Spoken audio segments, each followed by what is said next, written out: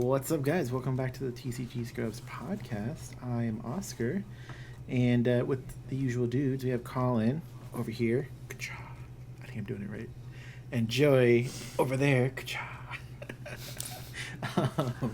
Thank you guys for joining us. Another week, another podcast. I think it's like episode 93, 4-ish.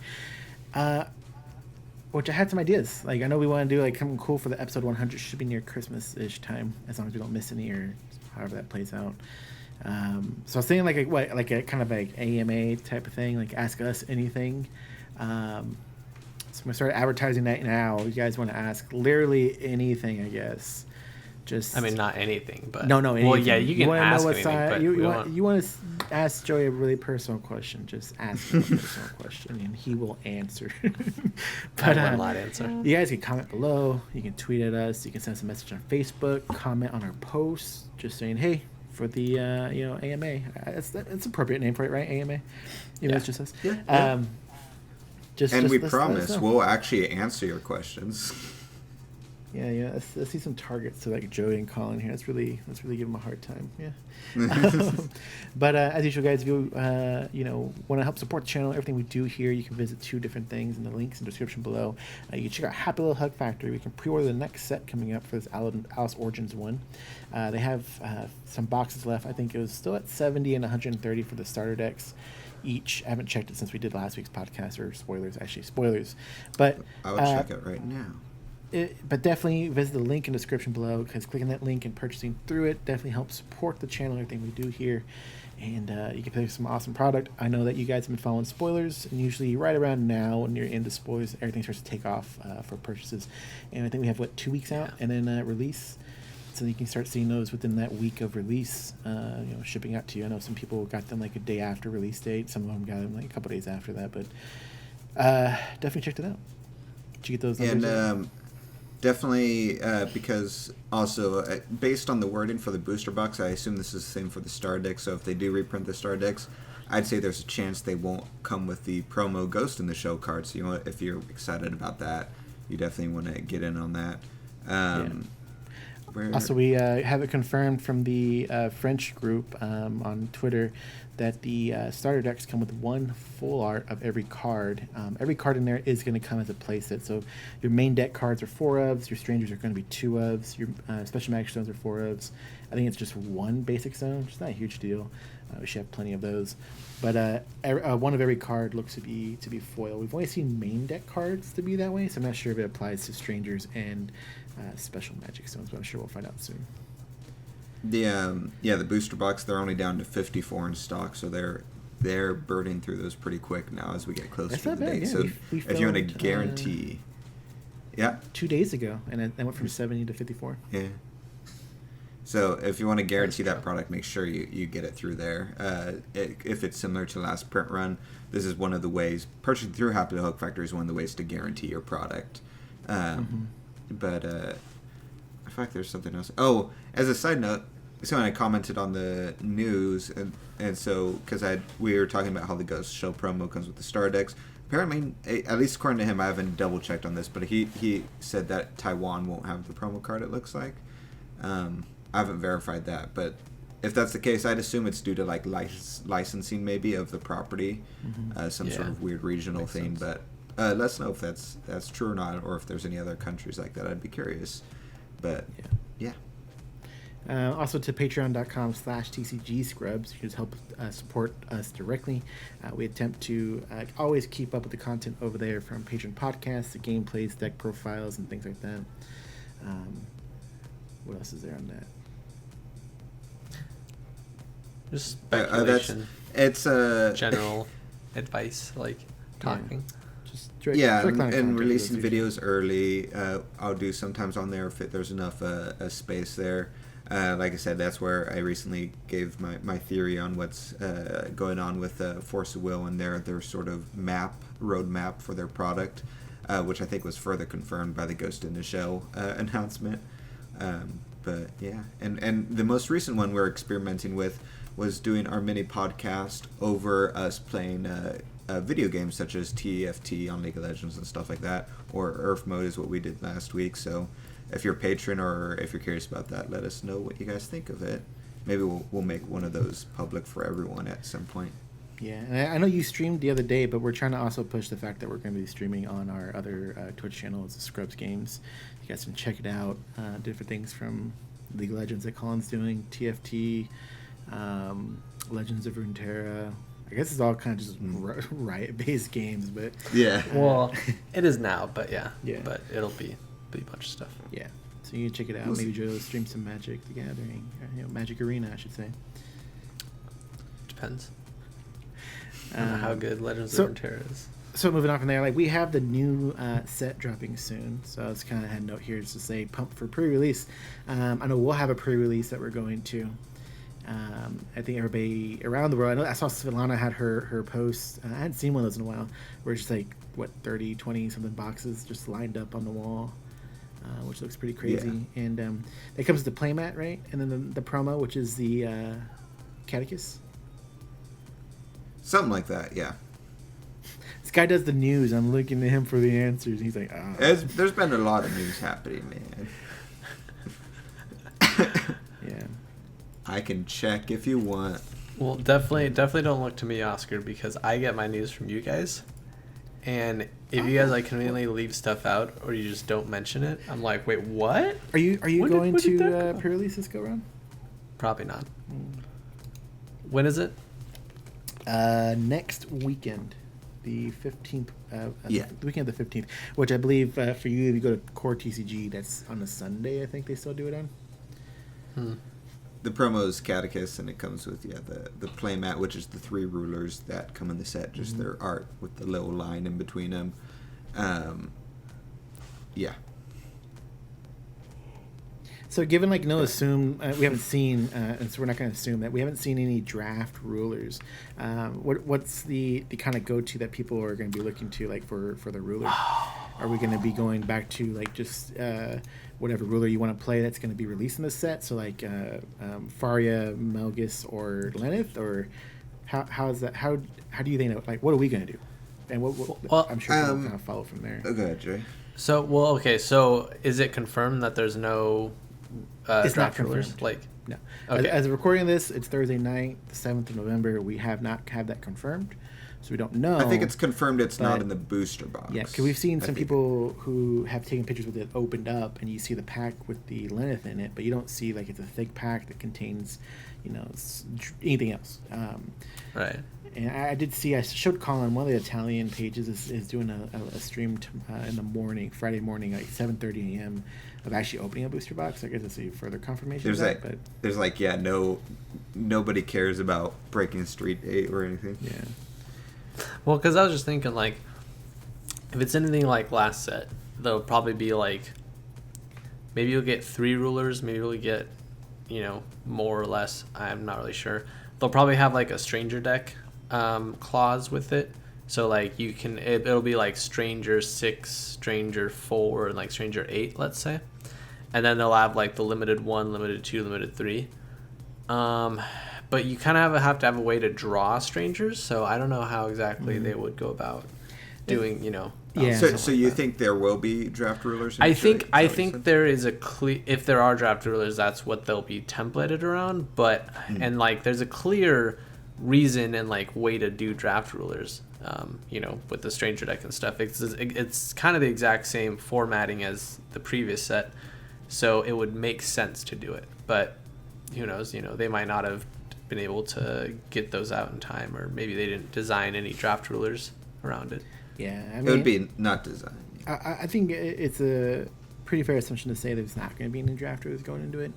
So assuming that, what's the approach? Because I know in the past there's been different people who had different places. It's almost or different methods that there's everybody had their own way. It was almost like house rules. Hey, we only draft with Clockwork Magic Furnace or whatever it's called. And then there's places that did we would do proxies of the rulers available for that set release, because they used to come in the boxes back then, and we'd be like, okay, cool, you can use any one of these 5 rulers based on what you pull, and that's kind of how we went. So I feel assuming that's kind of the direction we'd go. I feel like proxies is the best. either proxies, or I think if you got together with, you know, your playtest group and you're like, hey guys, let's design some draft rulers. Let's do that kind of stranger. You can have a stranger 6 with limited 2. You can have a stranger 8 with limited 1. You can have a stranger 4 with limited 3. You know, and then maybe whenever you can pay 2 to draw a stranger from your stranger deck. Or whenever a Regalia comes in, it doesn't matter what color, you get to draw a card from your stranger deck. Something like that. I don't know. Yeah, because there needs to be I think access it'd be to the really stranger deck. Obviously, people are going to be opening packs and exactly, pulling some of those. And also you need to have access to all the colors, because if you just, I feel like if you just proxy these 3 rulers being released, besides the other problems, the energize combined with the colors you're locked to, because you want to, if you pull it, play the Regalia and different things like that. But you're pulling the memorial cards as well, which are legal in the set, which are all 5 colors, whereas this set, is missing green and it has the other 4. Memorial are all 5, so it kind of creates this weird, awkward situation where none of the rulers would work perfectly in a deck you make. In addition to all the rulers, I would think are way too strong for limited format, in my opinion. Which you said the memorials are legal in this set, meaning for the sealed format. I thought I said pre-release, but yeah. I wasn't sure.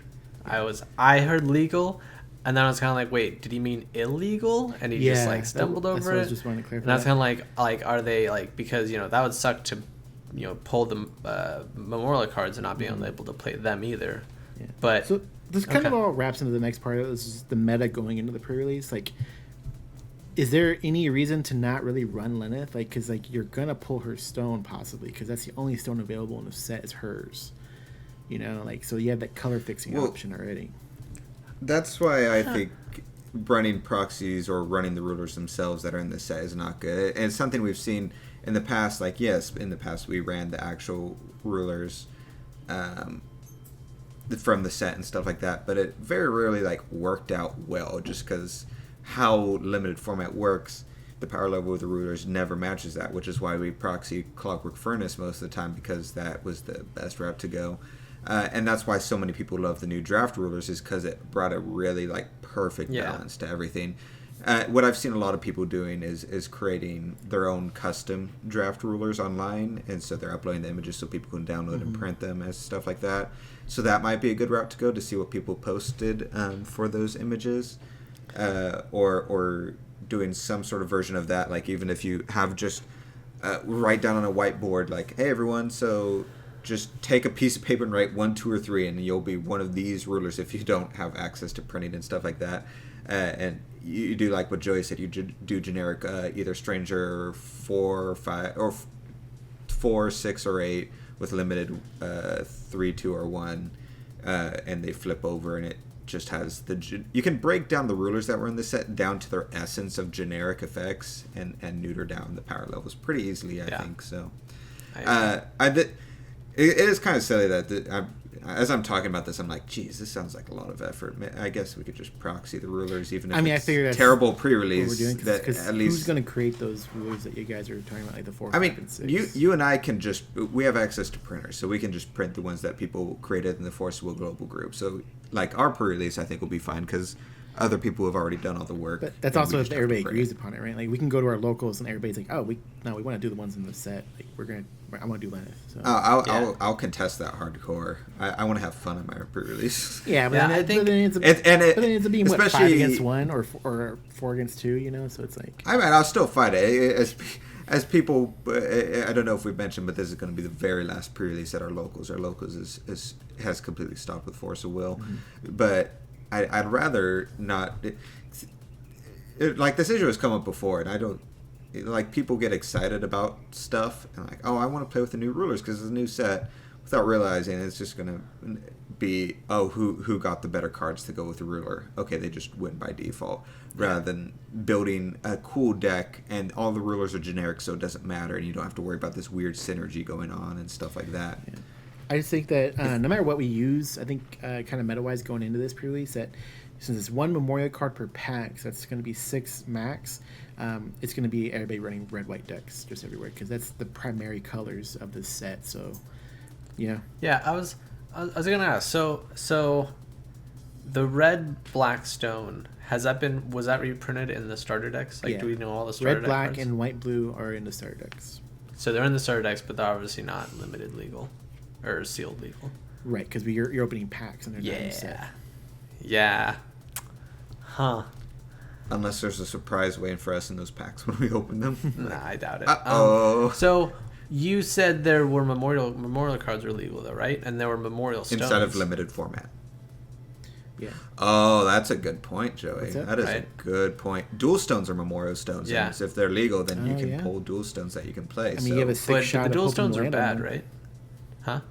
You have 6 shots to land on one because it's 1 per pack, so it's like you Yeah, don't yeah. get No, that. it's probably. yeah, you probably I mean, statistically, it's really low because there's 80 memorial Yeah. cards, but I mean, I feel someone like- at the pre-release is going to pull one statistically. I feel like getting the red white stone isn't a very good chance either because it's like a super rare or something, right? Well, you have double the chance. You think about it. It could be a memorial or it could be in the set. So it's like you have a better odds of hitting it than you do of anything else. And again, like I said already, with primarily the set being red white, it's like I feel like everybody, no matter what, is going to go red white with like maybe a splash of something else like that. Well, I You feel can like, also- you can you're right, also because, pull- because a lot of you- the. You can pull Ruler's Memoria, and there's Regalia in this set, so you can fully run a Ruler's That'd be Memoria with your rather Regalia. Yeah, that's interesting. I don't know. There's like, that's why I feel like you need those limited counters on your rulers to really like, bring your mana to like be able to kind of fix your deck in a better way than what you could have. You know, one solution could be this wouldn't be the best, but using the old draft rulers and just replacing the divinity numbers Dude, kind you of and with me, stranger numbers. You and me, instead. man, we're like this. I was literally just Oh, really? thinking about it and clicking like, wait, what were their divinity numbers again? And going to go check right now. I was thinking about that. Like, why not? There's like, that. Just do that. That should be. And a good then all idea. you do is just have a house rule of when it flips over, it grabs a stranger card and puts it into your hand. Yeah. Just something Well, generic like that.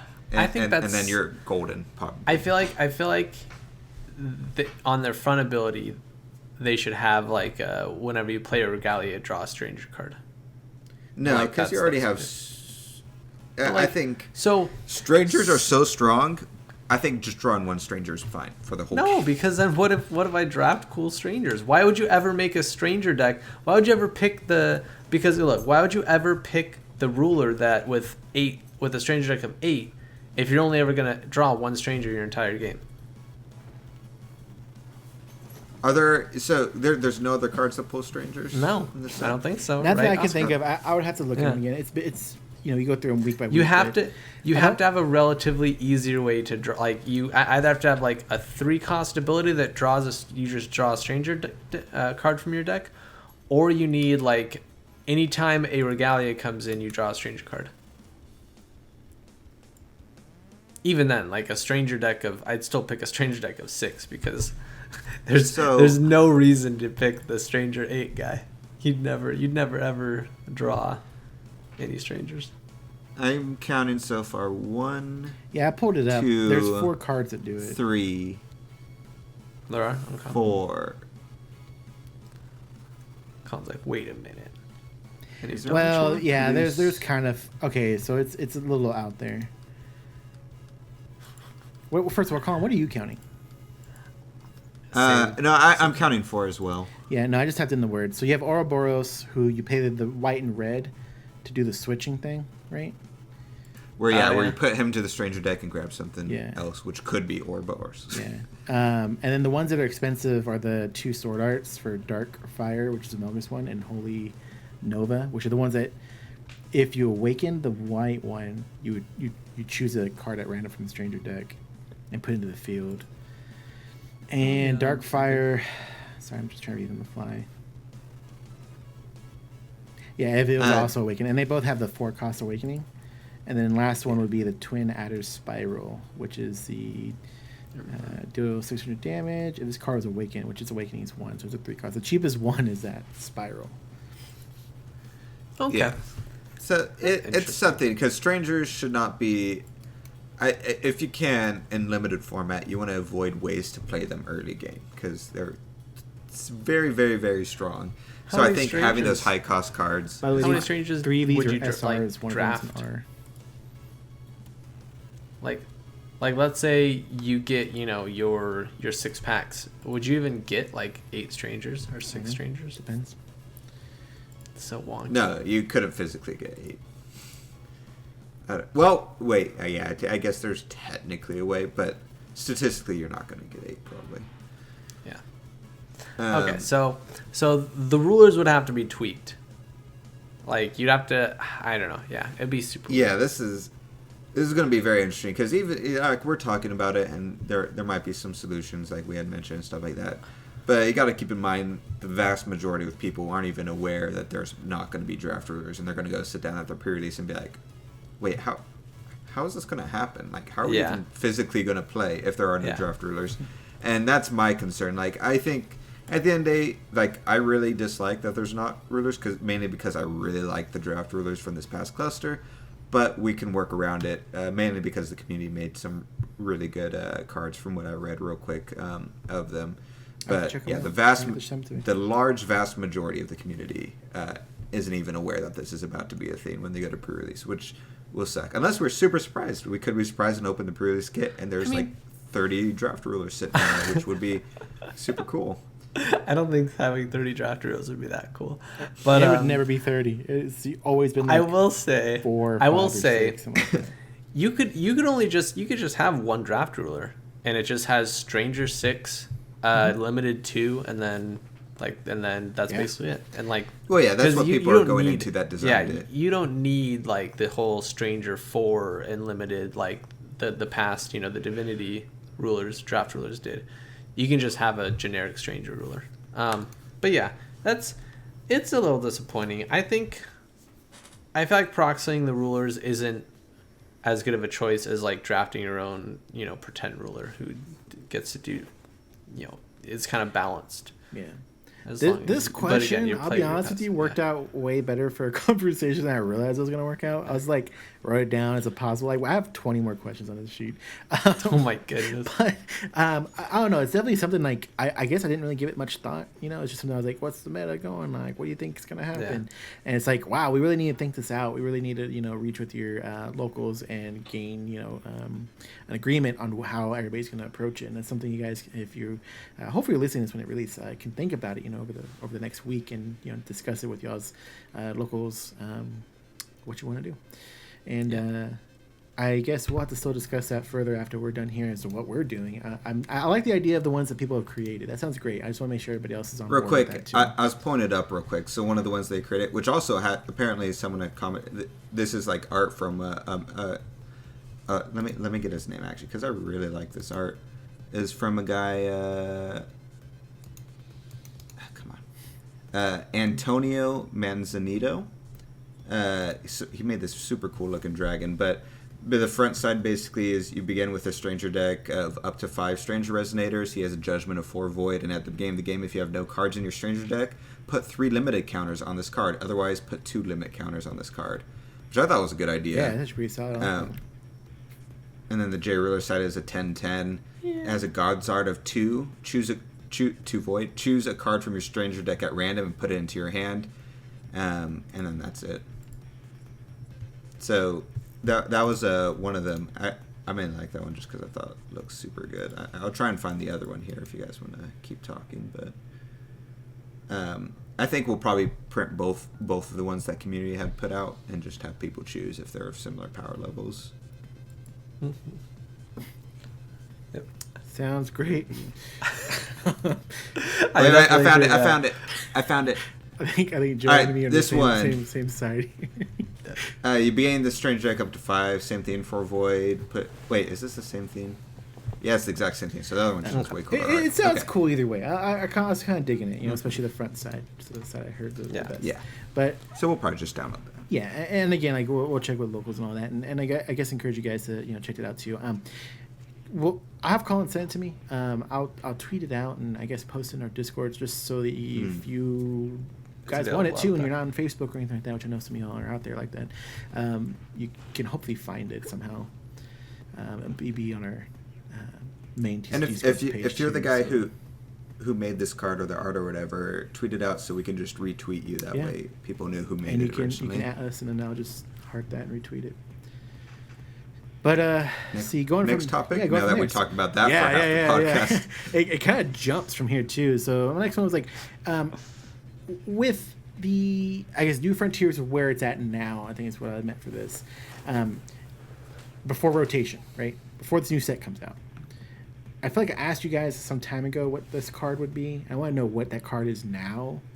If you could ban any or a card, what would that be right now? Based on how y'all seen like, top 8s for the 2 tournaments that have had results, and I think that Like two it- tournaments, meaning the Vite Ramen Circle we went to, and then Jeremy's was it Forcible Festival that he held. Based on what you saw there, if you had to selectively ban some cards or a card, whatever, or no cards, what direction do y'all take at this point? Joey. Oh, I would. So this is not counting anything that's going to be printed, right? Right. It's Like just I can't where make we're at I can't right make now. my decision based off that, right? Right. It's just what we have now. Like if all we knew is what we have now. We don't know what the next set's going to be. None of that. You saw the 2 tournaments that took place already, and again, you can pick nothing. But or if you find something that's necessary, you can pick something as well. It's just I'm just trying to figure out where you're staying on this. So I'd probably ban Layla and Dark Alice, and then I'd maybe 2. leave it at that. Mm-hmm. Well, it's like I don't know. It's they're all 3 of those decks, and I'm kind of counting machines inside of there, are pretty oppressive. But they're all probably the 3 best decks in the format right now, I feel like. So maybe nothing needs to be banned but that's all I feel people would be playing. But I feel like those 2 bans and maybe like a machine ban so that it doesn't run over everything would help balance the format. Just let a lot more decks get C play. But then you might end up with Loki and stuff. So I don't know. Just kind of off the cuff. I feel like my Dark Alice reasoning would be I feel like people shouldn't be able to play so many colors. I feel like her color fixing is too good. Mm-hmm.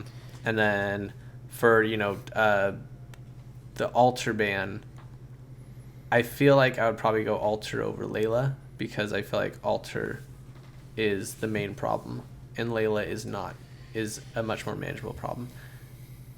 But yeah. Yes, sir. And then I'd probably ban I don't know if I'd ban Lancelot or Deus Ex Machina if I was gonna ban machines. Yeah, I was on the side of more Lancelot than anything. Like I feel like all the other ones are more manageable because like I don't know. I just feel like with Machina, it's just do they hit it? Like I don't know. I think just my experience from playing with either Colin or when I played Hoel at the tournament, it's just like I feel like the bigger issue was always Lancelot. Like that's what really stops some things hard. But it's like I'd also want to see an environment, I guess, where we like say, okay, these 3 cards are banned. Where is it shaped at now? Okay, maybe Lancelot wasn't necessary. You know what I'm saying? Like I can see that being a thing because we could take these cards out and then all of a sudden, maybe Isis is just super overpowered at that point. 'Cause Right, nothing's exactly. stopping Like it. there's things like that. there's It's stuff like, that would come into. so my personal take on this question is like I really don't know. I feel like it would probably be Layla more than Altar, but that's kind of the 2 cards I'd bounce between. I would say, see, it's hard because like you guys mentioned, I think like there's potentially in the shadows waiting things like Isis. I think is a big one that's sort of waiting in the shadows to be pretty big and stuff like that. Loki, but yeah. That being said, I still think Altar is way too strong. I said that even without the search ability, just that banish ability is super super good. So I still don't like Altar, so that'd be one I'd think about. That I see a perfect Loki as a problem, but I wouldn't want to ban perfect Loki because there are mechanics into it that, especially at the local level, people want to play, like the Ragnarok rune, which only works with perfect Loki. So if you ban that, you get rid of an entire subsection. And when I was playing against Oscar, it was annoying, but it wasn't too bad because you had to wait a little while until it came online. So the problem of it was the fuel. So if perfect Loki is a problem, I would first try banning the 1-cost rune that dumps 10 cards into your graveyard, because that instantly puts perfect Loki online. And that was a big problem because then turn 2, you can automatically start playing Perfect Loki and wiping the field for -10. So if you get rid of that feel for Perfect Loki, then she's a lot more manageable. So I would look into that 1-cost rune and maybe alter off the top of my head that I could think of at least. Okay. So both you guys are fine with Dark Alice where she is? Yeah. I was doing pretty good dealing with her, I felt like. She's manageable. At least she doesn't have things that protect her from staying in play. If she had something like that, maybe she'd be on that list or even a higher priority to look at. But I just feel like having played that Adam deck so many times, it's like you need to hit it, and it's very possible to just never hit it. You know what I'm saying? Mm-hmm. And it's possible to hit it and just have it completely destroyed any chance you have an opportunity to go anywhere with that deck. So yeah. That's why I don't feel like it's an issue. I feel like it's a card that's good and it's played and it can be answered to. So that's kind of where I feel. Yeah. So next one up is like what we have seen from the spoilers so far. What do you think the shape of the meta going forward is going to be? Who's on top? Well, before you talk about that, because I think this is relevant to it, does Joey know about the special? I have that on here. It was I would talk about that questions first later, because that could alter that conversation. Okay, we'll take here. I have it to share in the chat, Joey. Okay, so we'll go ahead and go to that question then. Is thoughts on the new stone? Is this busted? Have we had worse? Will it take over and dominate the meta? So Colin, you can go and start talking about it, and I'll share it to Joey here. Talking about the stone? Yeah. So this is basically what I was afraid of originally. I'll let Joey read. Sorry, Joey. It's yeah, I didn't realize it's Italian. It taps and produces any color associated with your ruler, J/ruler. So if you have a 2-color ruler, which are the 3 new ones here, it's a dual stone essentially. So I had this conversation I think last podcast about how I think the regular dual stones, even since when we first started playing Forces of Will, I've always been against just free 2 colors. I think was too strong without any downside. There needs to always be something in it, whether it be Split Heaven and Earth, Captain Hook, or something like that. Although I prefer things like the Lapis Stones and the Ship Bricks, where there was some type of downside to playing them, even though I think it should have been even more of a severe downside. So the fact that we're not only getting the dual stones back, but we're, for the first time ever, going to be able to essentially run 8 dual stones with absolutely 0 drawback. You just straight up get a 2-color deck, is very strong. And I think once Joey gives his thoughts on this and we talk about the meta going forward, I'll give my reasons why I think this is going to be bad. But go ahead, Joey.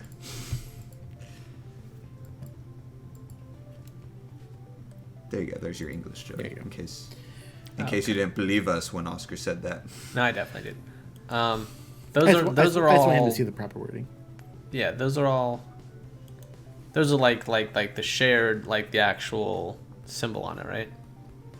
Which should be all the dual stuff. Yeah, that's. So last cluster, all those would only produce 1 color. Right. No, I definitely agree with you, Colin. Like I think that they should not have like.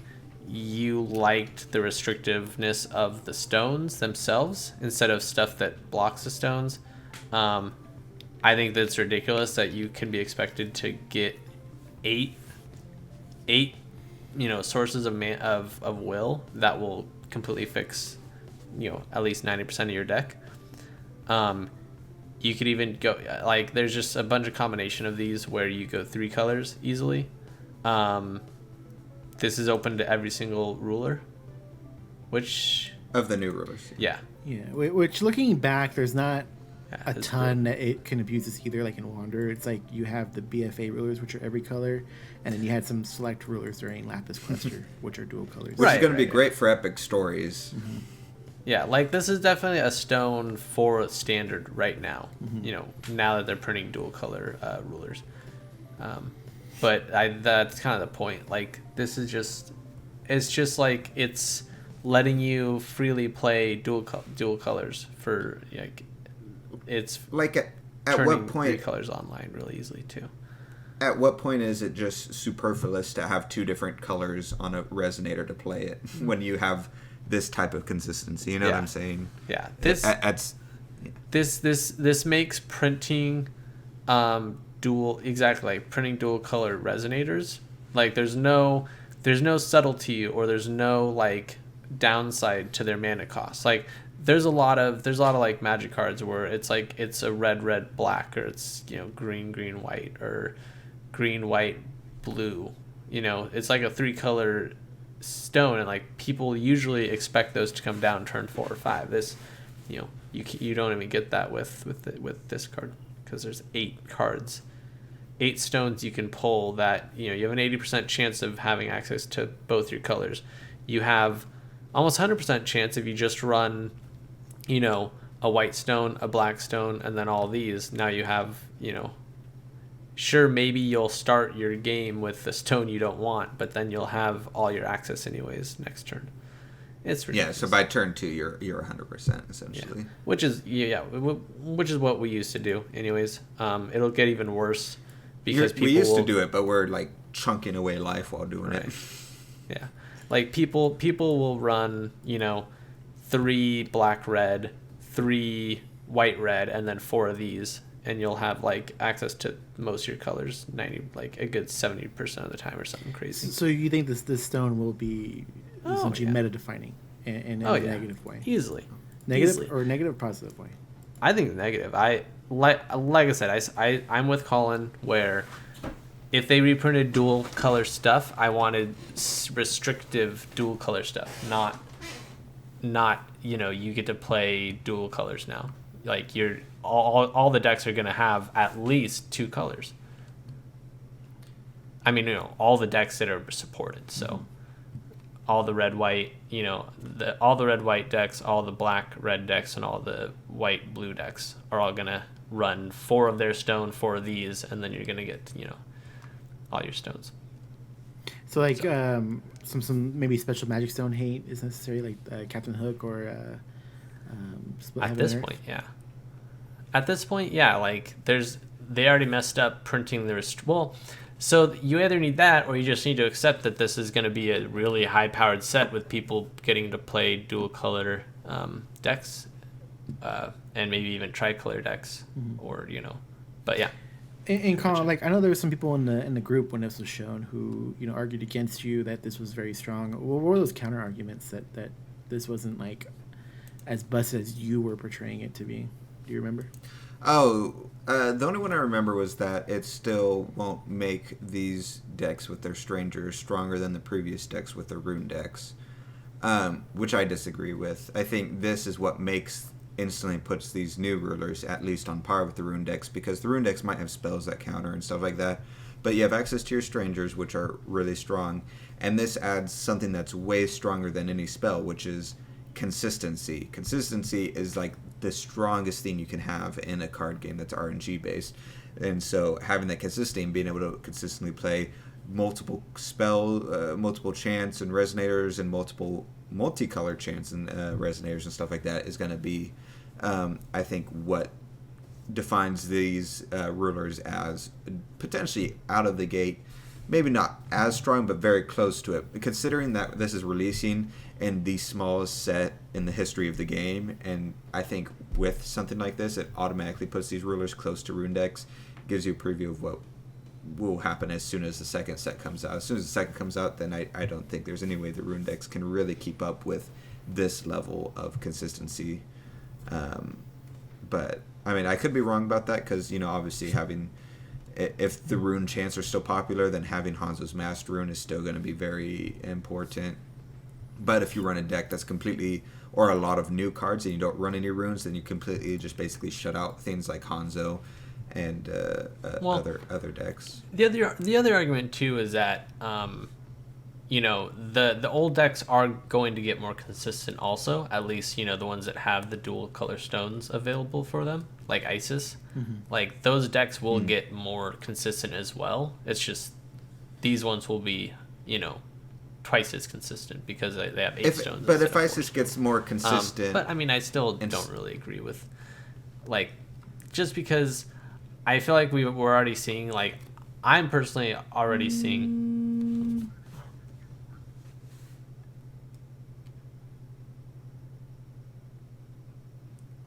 Are we good? Yeah. Okay. I didn't hear anything you said. Well, yeah. Did you ask it? No, you wrote about it. I heard everything Joey said. You're the one who wrote about it. Yeah. Okay. I don't know why I would have. Yeah. Weird. I'm not gonna cut this out. It's just we're having some internet issues. Yeah. Just for everybody listening right now. Trying to get around it. It's just like in my mind, I'm already seeing like I'm already seeing red black being just the best deck with its Rook Egg, like Layla Alter shenanigans, and Guinevere. Like I already see that being insane draw power, discard, putting stuff in your graveyard, just super value everything. So, giving this, and I also think that maybe you do play Lich or you play Lucifer.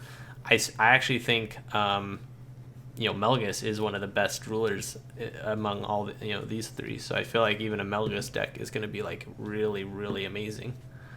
Yeah, what color is Melgus? Red and black? Red and black, yeah. Like I think red black is going to be the best deck personally. Okay. Yeah. So seeing as that's what y'all's views in the meta is going forward, is like if there was again something you wanted or needed to ban, what do you see that as?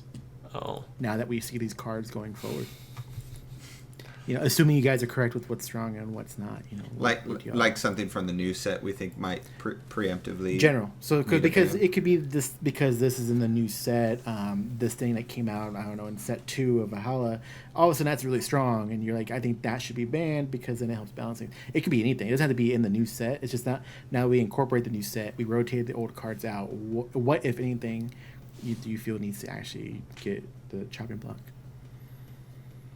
Joey? I don't know. That's a hard one. It's like at some point you can't just ban like 4 cards in a deck because all those cards are amazing. Like maybe. Well, it's kind of like what I was talking about with Perfect Locators. You just gotta pinpoint what the fuel is, what's making it strong, and do everything you can to not ban that card. Let's say I say Alter again. Then you've just got Layla Guinevere, Rook Egg running rampant, which I think is probably like just as strong. And let's say I ban Guinevere, then you still have Layla Alter Rook Egg running around.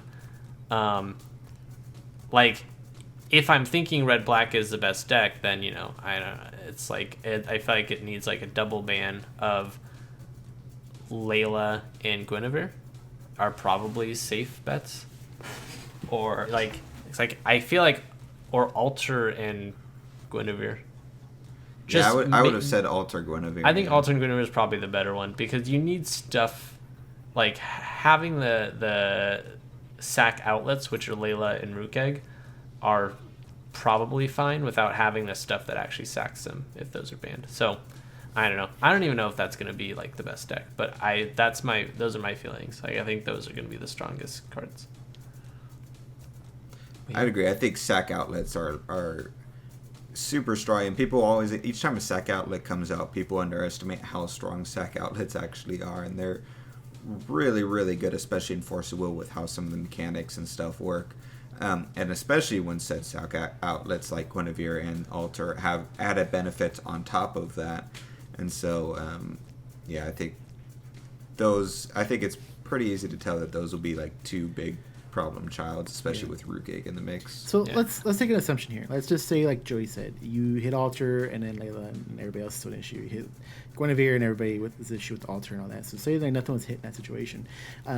Looking at the entire red cluster, if one card or 2 card, whatever, if cards had to be reprinted in say this set coming out, which ones would you have wished had came out again that would help you with some of the issues that you're facing right now? Yeah, that you're about to face soon. Stuff that's rotating. I think Keys' Call would be nice to stay. You think it won't? Erendite doesn't hold up. I think Erendite is okay, but being able to have the draw power in addition to it makes it so you get advantage out of it instead of just trying to constantly play cards and spend will to stop your opponent from doing stuff. You're doing that while drawing cards, so you're keeping up with the game. And so I think there's a huge difference between the 2 cards. Like I'm almost tempted to say not necessarily Lorite, but like we would almost need something similar to Lorite, but not quite on that level. As I wrote the question, it was almost a trick question to get Colin to say Lorite. After Well, he see, had been so against it for so long. Here's the problem: is like, yeah, it's because if you Force of Will is following like the Yu-Gi-Oh route of like it's ramping up so much that all of a sudden all these strong cards aren't as strong anymore, which isn't necessarily a good thing. So Lorite actually isn't as strong anymore because like to think there's that, so many abilities popping off. I think Jeff somewhere out there like, I told you he was a necessary evil. He needed to. No, he said that for no, but it's kind of like it's like Incredible. It's like once everyone is super, nobody is. Once all the cards are strong, there is no strong cards. It's that whole thing. So now that we're in this point, all the cards are strong. So Lorite isn't strong anymore because you're not worried about flipping your ruler and having that ability canceled, and then you're screwed because there's 38,000 great abilities that'll end the game in 22 seconds flat. So it doesn't matter as much. Yeah. But so I could see an argument for Lorite. When you had said that, well, when Oscar was kind of talking about that, I kind of started thinking well, what if we kept everything and just like unban like Sherry, or like we unbanned Distortion of Time and like just fucking see what the heck happens. Like, hey guys, here's Distortion of Time's back. Check, go now. There's like 4 or 5 different decks that you can play that are all way too strong. Like, I can play Isis, I can play Machines, I can play Layla Alter Guinevere Rukeg, or I can play Adam, or I can play Time Spinning Witch with Distortion Time back. Here's the problem with that, Joey, is what by going that route, what'll happen is you're like, oh, I could play this, or I could play this. They're all so strong, and in much quicker time than any other cluster, it'll boil down to the strongest deck much quicker, I think, than any other time, because the strongest deck will be like very clearly the strongest deck, and the card variety or the deck variety will boil down. Well, actually, the deck variety might stay kind of wide just because people can't afford other decks, so they're like, oh, I'm already invested in this deck, I'm kind of stuck. But I think if all the decks are super strong, it forces the meta to boil down into the strongest deck much quicker than if you're like at a medium level where the like where we're at recently. It took a minute for it to boil down into a kind of a deck that a lot of people are using, somewhat altered a bit, but we're just now seeing the beginning of boiling down to a specific deck in the form of like, at least from what I saw, the form of Perfect Loki and stuff like that. But even that wasn't really a consistent deck. It varied from person to person, and it's because it's just the beginning of that. Especially without a GP season, we're not going to see that. But I don't think it's a good idea to ramp the power level back up and be like, hey, Distortion Time's unbanned. Here you go, guys. There's another great deck in the format. But I don't know, I don't think there's anything great that would you could reprint from Ray Cluster that's like a perfect, just stop perfect counter to everything that we have. Technically, Lorite's a perfect counter to everything, but I don't know. It's also in green, but which no dual stones or anything were printed from, but I guess that might not be as relevant for green. So I'm just curious, real quick on Colin's pick. With Keys' call, I have Guinevere Rookegg, and I'm like, okay, cool, I'm going to tap Guinevere, sack Rookegg. You're like, I'm going to Keys' call. What are you Keys' calling? Rookegg's graveyard effect. Okay. Oh, I disagree. You do the draw 2 card effect. I think draw 2 cards at least is random. Rookegg is a guarantee. So it's, do you want them to draw 1 card and choose what it is, or draw 2 cards at random? I think the 2 cards at random, at least they might completely miss. But they're restricted. They're restricted in who they draw with Rookegg. Oh wait, is Guinevere's draw 1 card? No, she's draw 2 cards and then discard 1 card. Yeah. So you're also fueling your any graveyard shenanigans that they're trying to do. I don't know. It's also helping get rid of cards because Dark Alice is like that. Draw a card, discard a card. Draw a card, discard a card. It's just like changing the hand you had up. It's like right. You have new cards now. If they had seen your hand at any point, it's a mystery now. You know what I'm saying? Mm-hmm. That's why I feel like letting Ruka grab a Fire Resonator is is fine. but I don't know. Neither It could of those depend are- on the situation where yeah. you are in the game. It's just a case So by case. glad Joey picked win against. I was like, wow, it really worked out. Yeah. Joey, so you had no pick. You said nothing was. You didn't find anything that would be helpful. No, not at really. all? There's no silver bullet for, like, let's just imagine that, red black is the new flavor of the month. Layla altered, Guinevere is just running rampant. I don't personally think that, I don't think, oh my gosh, I don't think Lorai is a silver bullet to stop that. I don't think Keys is called a silver bullet to stop that. This isn't a question I had written down, but it's something I'm curious about because what Joey just said. Do you think there's too many good things that you can't put them on a deck, or else it doesn't become a consistent deck that does anything actually valuable beyond filter through cards and get certain cards you need? Nah. Like with if you had perfect setup or whatever, and you have Alter, Guinevere, Rookeg, Layla, whatever, like, is that not too much good stuff that you all of a sudden your deck is thinned out with everything else? Like you're going to hit the targets of what you need? Because there's plenty of like one things that I need or two things that I need that if I just draw into Ushua's and then I just play Ushua off of the 6 mana that I kept getting with Layla's, then like that's my game plan. And once Ushua comes down, then it's a short like 2-turn clock, or I lock him out with Athenia, or like there's plenty of amazing stuff. It's like asking if the Dark Alice combo deck has two, like, the whole point of it is just to play your Alice resonators and then like bump them and hit like attack them for 2,400 damage with drains and eternals and flying and yada yada yada. It's like that one card is all you need to win in that matchup. So why would you ever, the whole point of that deck is to play your way overpowered Alice resonators.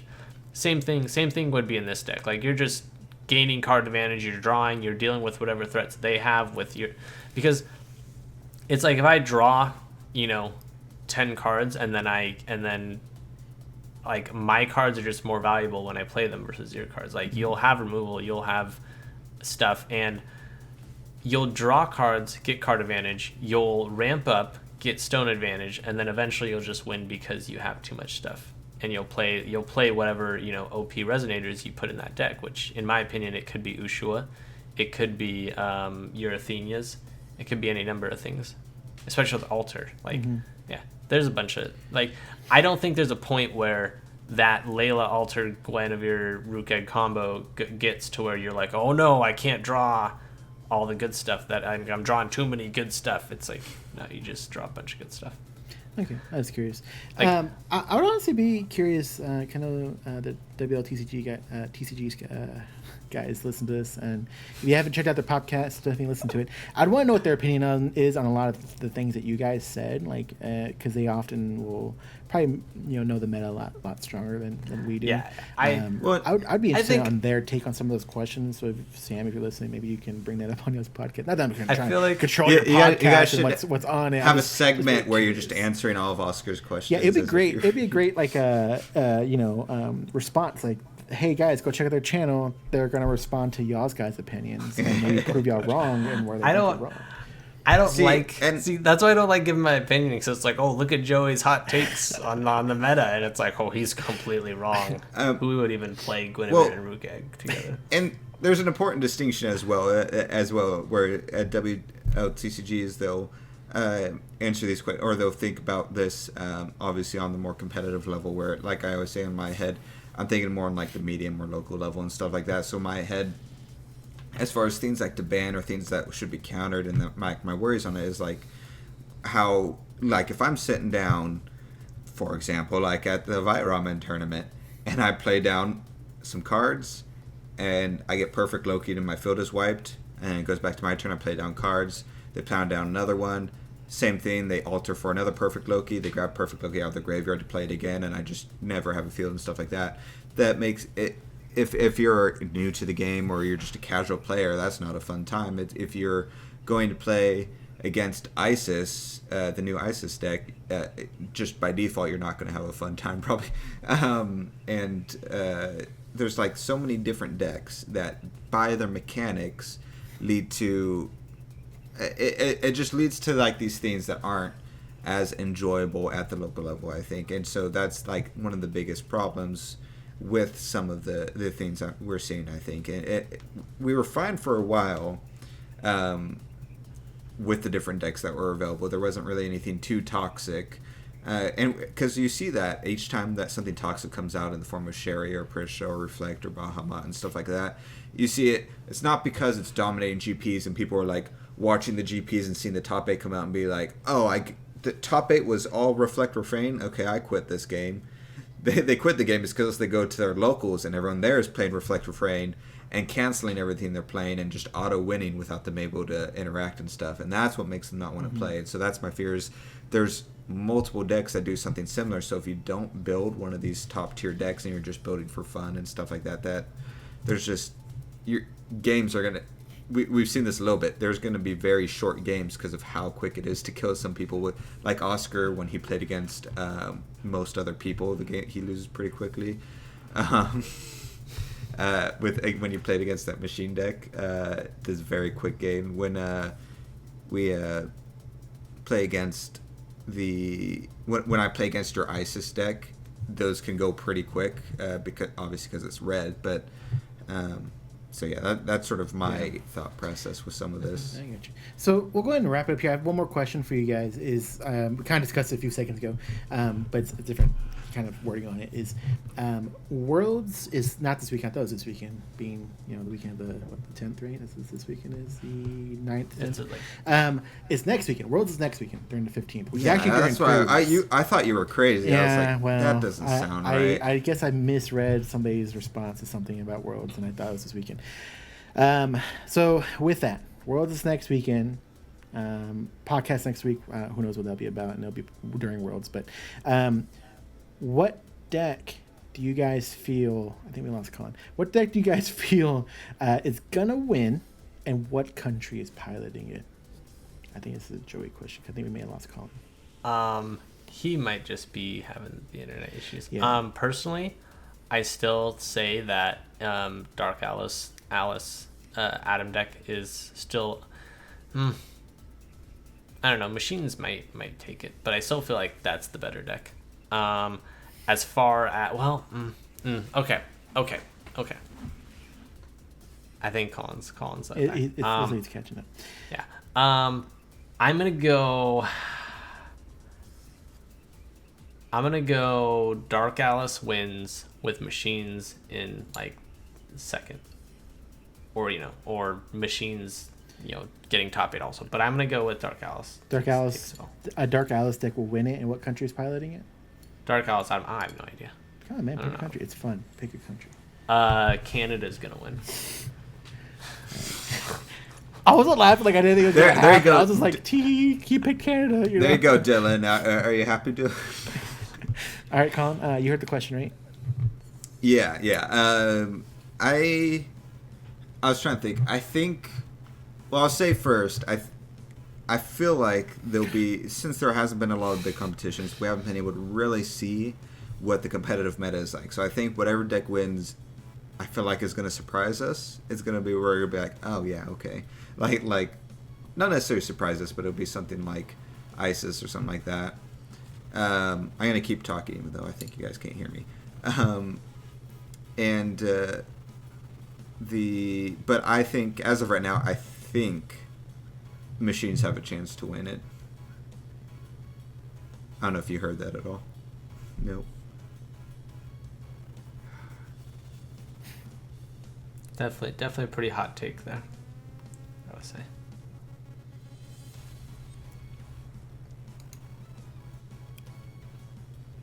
Are you there? Okay. Okay. We keep losing him, no, guys. I'm not talking so because I'm sure you have ideas you're getting out, and I want that to be there. But I'm just not hearing them. But I had a silent moment because my Discord completely exited out.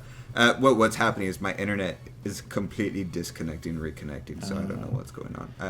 My cat's probably on the router or something. I'll have to check after this. But what I had said is short one then is what deck's winning it and what country is piloting it.